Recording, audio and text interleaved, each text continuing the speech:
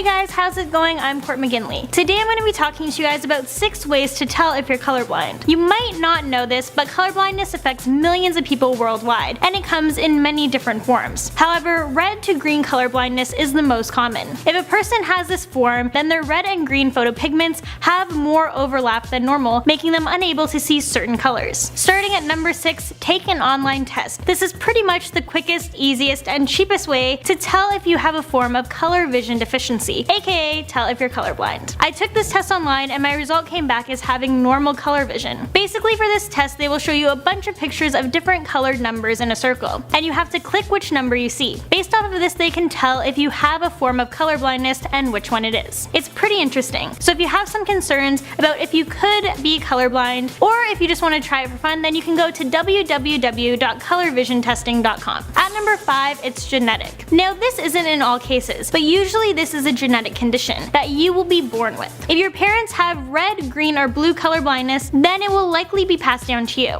The gene which is responsible for being colorblind is carried on the X chromosome, and that's the reason why more men are affected than women. It affects 1 in 12 men and only 1 in 200 women. And that's because males only have 1 X chromosome while females have 2. In females, a functioning gene on only 1 X chromosome is enough to compensate for the loss on the other. If you do inherit this, then it can show up right when you're born, the beginning of your childhood, or it could appear as late as your early adult years. Number 4, low attention span when coloring in worksheets. This one is aimed more towards children, but it's at this age, if not sooner, that most kids realize that they are in fact colorblind. If a child is having difficulty when it comes to coloring in their worksheets, then it could be for a number of reasons. It could be something as simple as the child is bored, or they're just letting their creativity fly and they're drawing in whatever colors they want. But if this becomes more of a constant thing, then it might be because they are frustrated. Number 3, the inability to see shades or tones that are the same color. This is a common sign that you are colorblind. Like with the test I was talking about earlier, there are these circles that are one color and then a number is placed inside that's a different or the same color. Now if you can't distinguish the number, then there's a good chance that you are colorblind towards that pigment, and as a result you are not going to be able to make out what the number is in the circle. Number 2, you have difficulty distinguishing colors. So one of the first signs that you might be colorblind would be when you're younger and you're drawing a picture but use the wrong colors for an object. For example, drawing a dog as being green or drawing a river in the color purple. It's a big red flag if you're using dark colors inappropriately, but in your mind you're using the correct colors of the objects. Number 1, problems identifying red or green crayons or colored pencils. As I mentioned before, not being able to see red and green comes along with the most common form of colorblindness. There is also a likely possibility that if you have this form, then you will have a hard time making out the correct color for purple or brown colored pencils or crayons, as they too have red and green in their composition.